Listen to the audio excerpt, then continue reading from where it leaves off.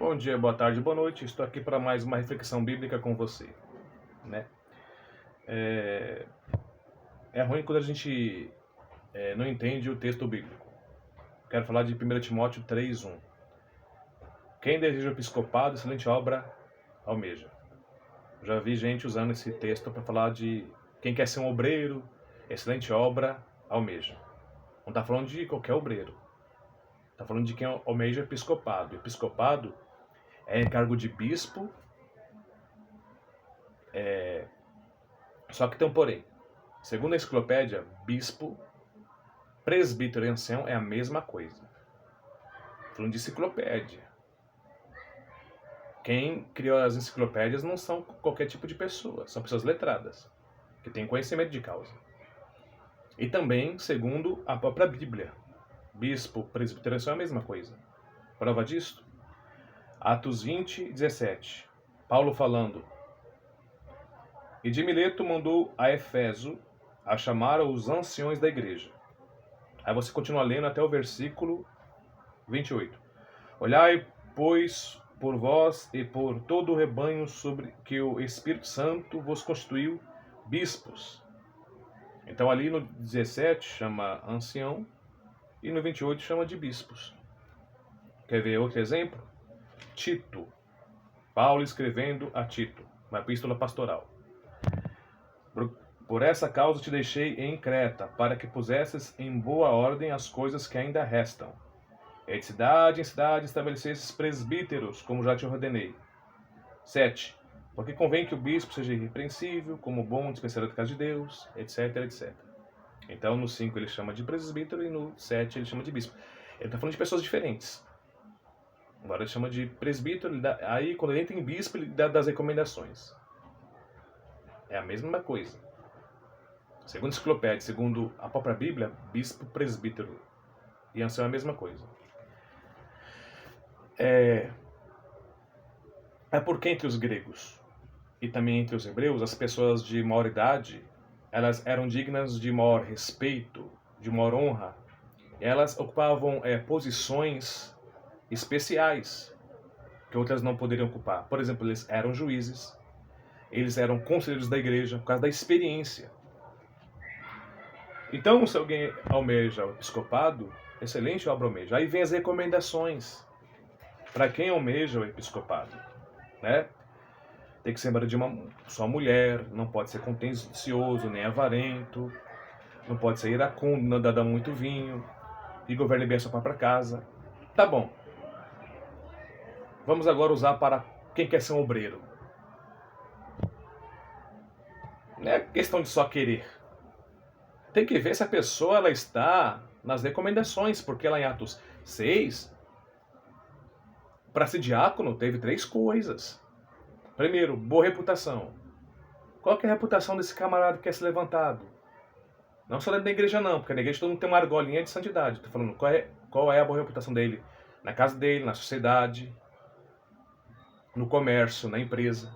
Não tem a boa reputação, não tem como ser levantado. Segundo, tinha que ser cheio do Espírito Santo. A pessoa mal ora, mal jejua, é vazia. Você vai levantar? Deus não conta com vaso vazio, que vive na carne. Terceiro, tinha que ser cheio de sabedoria. Para quê? Para saber resolver os problemas. Não sabe nem resolver os problemas, em vez de resolver atrás, você vai levantar? Não tem sabedoria nenhuma. Por que hoje o caminho do evangelho está uma bagunça? Pessoas que não têm chamado estão levantando. Sabe? Vou falar um negócio para vocês. Para levantar eu vejo 2 coisas importantes. A primeira coisa é ver se a pessoa se destaca. Exemplo, Atos 6, entre os diáconos, tinha Filipe. Aí em Atos 8, há uma grande perseguição contra a igreja, por causa de Saulo, que começa. E diz que o povo saiu evangelizando de cidade em cidade. Quem estava no meio deles? Filipe chega a Samaria, começa a pregar, os sinais começam a acontecer.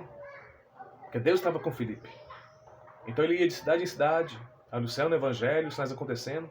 Aí Atos 21, se eu não me engano, chamam Filipe de evangelista, porque entenderam, ele não é diácono, ele é evangelista, ele está levando o evangelho. Sabe? A pessoa que ela tem um chamado, ela começa a se destacar. Exemplo, querendo uma empresa. Hein? Eu sou o patrão, quero levantar os funcionários no encarregado, porque o encarregado foi mandado embora. Quem é que eu vou levantar para ser encarregado? O que se destaca em conhecimento, em comportamento, etc. Sabe? Tem que ser assim. Segunda forma, e a mais eficaz.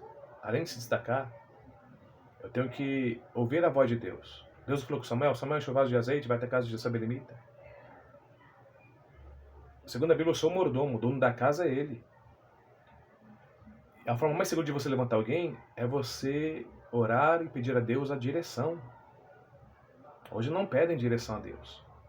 Eu quero levantar. Por quê? Porque está agradando a você? Cuidado.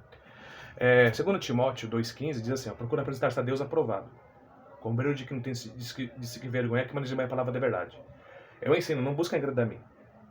Porque se buscarem agradar a mim, no dia que eu decepcionar, eles vão sair da igreja, porque eles buscaram agradar a mim e eu os decepcionei.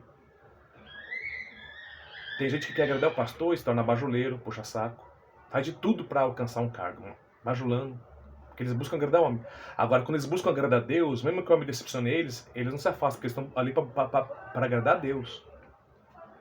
Obreiro de quem não tem que se vergonhar e que maneja bem a palavra da verdade. Vai levantar pessoas que não têm conhecimento bíblico. Aí vem outro tópico interessante. Observe o que sai dos lábios. Sai evangelho ou sai ensinamento? Não é a mesma coisa. Vai ler Bíblia. Geralmente quem traz o evangelho, que são as boas novas, é chamado de evangelista e de missionário. Ide por todo mundo e pregai o evangelho a toda criatura. Pregação abrange evangelista e missionário. Agora o ministério do ensinamento é chamado de presbítero e pastor, porque eles trazem ensinamento. Quer ver a confusão? Levanta quem tem o chamado evangelístico para ser presbítero ou pastor. Ele foi chamado para levar o evangelho. Ele não vai entrar em uso e costume, ele não vai entrar em doutrina.